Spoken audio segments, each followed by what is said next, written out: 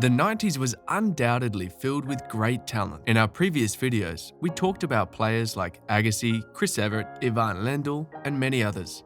Here are the tennis stars of the 90s Part 3. Venus Williams. Venus might have won a lot more Grand Slam championships if she hadn't had to face off against her sister, Serena. Her sister was like a better version of her.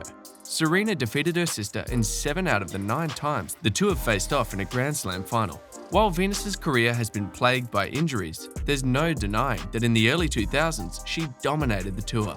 She achieved 4 of her 7 Grand Slam championships between 2000 and 2001, and ultimately earned the top spot in the world in 2002, a position she held on 3 different occasions.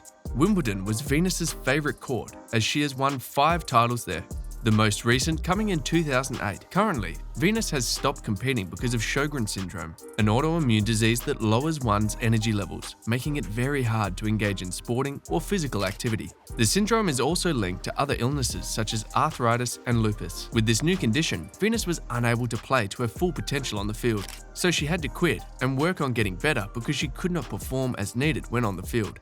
Many of her fans support her decision despite the fear and disappointment, and we are hoping she can battle the illness and return to the court. It seems very unlikely, but we'd love to see her play again just once. While she takes a break from the sport, her other endeavors continue to succeed and are worthy of discussion. Now to the next star we felt deserves a place on this list, Justine Henin. Henin, known for her mental and physical strength, was one of the most athletic women ever to play the game. Despite her small frame, she packed a powerful punch and played a fully complete game that included a powerful serve and a forehand shot that she delivered with both power and accuracy. She was known as one of the best volleyers in the game, and she was as comfortable at the net as from the baseline.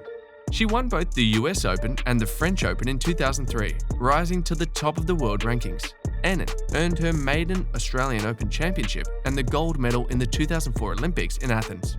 She won 7 Grand Slam titles in her career, but she retired abruptly in 2008, citing burnout from over 20 years of competitive tennis. She had a brief comeback in 2010, which was short-lived, and she retired for good in early 2011. Henin has remained active in tennis through her academy and coaching since her final retirement, and she has also given birth to 2 children. In 2016, she was admitted into the International Tennis Hall of Fame. Serena Williams. As you must have guessed, we can't talk about Venus and not talk about the better version of the Williams. After turning pro in 1995, Serena has been unstoppable. She is one of the strongest and most dominant women in the history of tennis. Since the late 90s, Serena and her sister Venus have been a strong force in women's tennis. They have collectively won 14 Grand Slam doubles championships. Serena now holds the Open-era record for Grand Slam single titles by a tennis player, male or female, with 23 titles, including the 2017 Australian Open. Her game has endured the test of time and competition admirably. Her Grand Slam victories span an 18-year period, beginning in 1999, with her most recent triumph coming at the 2017 Australian Open. Just look at the longevity.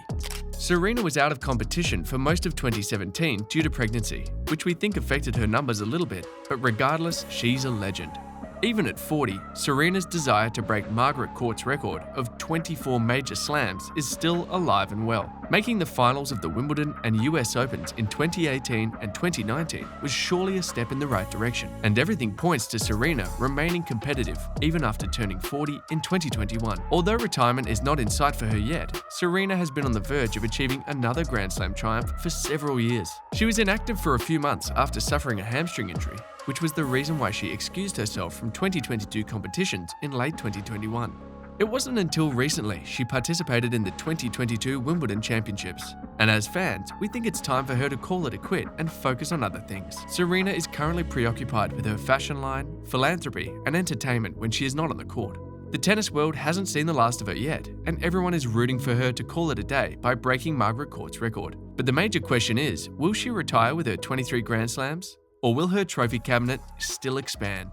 We'll leave you to answer that. Todd Martin. Todd Martin was ranked as the number 4 male tennis player in the world at his peak. He played for Northwestern for 2 years before turning pro, won his first title in Coral Springs, Florida, and joined forces with Robert Vanterhoff as his coach. In 1994, he reached the Australian Open finals before losing to Pete Sampras. Martin also made it to Wimbledon in 1994. However, he was defeated once again in the semi-finals by Sampras. He was a member of the Davis Cup winning squad in 1995 and advanced to the Grand Slam Cup finals. In 1996, he returned to Wimbledon but lost in the semi-finals. He has since claimed that he choked during this match, which began a run of terrible luck that would continue nearly 2 years following an injury. Martin returned to professional tennis in 1999 and reached the quarterfinals of both Wimbledon and the Australian Open, as well as the finals of the US Open. He lost the final game of the US Open to Andre Agassi, but his statistics were good enough for him to be ranked 4th in the world.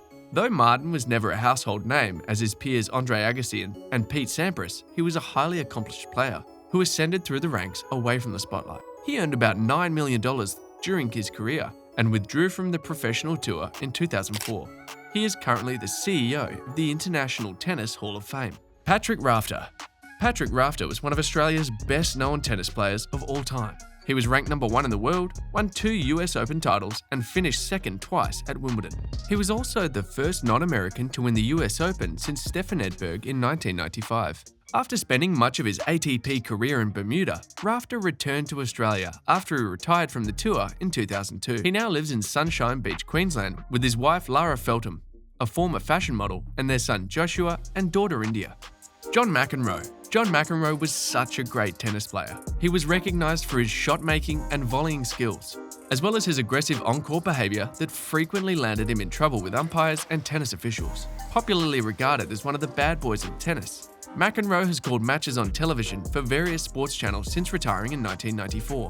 He has also appeared in a number of Hollywood cameo roles, including Curb Your Enthusiasm, repeated appearances on 30 Rock, and even a brief run hosting a game show, The Chair, on CNBC in 2004. In 1999, McEnroe was inducted into the International Tennis Hall of Fame. He is presently a sports analyst for American television networks like ESPN, CBS, NBC, and USA for the US Open, Australian Open, and several ATP tournaments, as well as for the BBC in the UK at Wimbledon. The amount of money that the BBC pays to keep John McEnroe on its Wimbledon commentary team has been the subject of controversy in the past. Now McEnroe, at 63, believes he has better control of his temper. Conchita Martinez. At the age of 16, in her 3rd professional tournament, Martinez reached the 4th round of Roland Garros. She won 3 WTA singles titles a year later. At the age of 21, she won an Olympic silver medal in doubles with compatriot Arantxa Sanchez Vicario in 1992 in Barcelona. Martinez is still involved in tennis, working as a broadcaster, event director, Fed Cup, Davis Cup captain, and recently as a coach for Garbiñe Muguruza. After assisting Muguruza at the 2017 Wimbledon Championships, Martinez took over as Muguruza's head coach in November 2019. Michael Stich. Michael Stich can always look back and see an impressive career he made. Not only is he the first German professional tennis player to have won every German tournament at least once, but his resume boasts of other athletic highlights like winning the men's singles crown at Wimbledon in 1991. Now he has chosen a quieter life far off from the spotlight. He has travelled enough during his career, and now he says he simply enjoys being at home with his wife in Hamburg. He now devotes his time to charitable endeavours such as the Michael Stich Foundation, which he founded in 1994. The project aims to satisfy children's everyday life wishes, such as a CD player or a school bag, while raising awareness about HIV and AIDS. The foundation conducts prevention work with schools in Hamburg, sending doctors to speak about HIV and AIDS. Michael also contributes to projects that help children and teenagers in need, such as Tribute to Bambi, where he serves on the council. He's now living a life of giving back to society, which is impressive. Tommy Haas. Throughout his tennis career, Tommy Haas has earned numerous honours. For more than 2 decades, he participated on the ATP Tour, winning 15 singles tournaments, reaching 4 Grand Slam semi-finals, reaching number 2 in the world, and winning an Olympic silver medal for Germany. Those who get on court with Haas these days know him as the unofficial Dingles ambassador. Haas, the tournament director of the BNP Paribas Open in Indian Wells, can't remember how or when he was first introduced to Dingles. All he knows is that it has become his favourite game to play on a tennis court over the last year. While he still likes and participates in singles matches, post-retirement opponents of his calibre are difficult to find. When he isn't playing at his home courts at the Beverly Hills Tennis Club with a consistent group that includes old Bollettieri Academy sparring partner and fellow tourmate Justin Gimelstob, Haas is typically promoting Dingles at other tennis facilities. He believes the game's infectious nature will draw more attention to it, potentially increasing its popularity. If you enjoyed this video, then you'll definitely enjoy part 1 and 2 of this video also. You can check them out.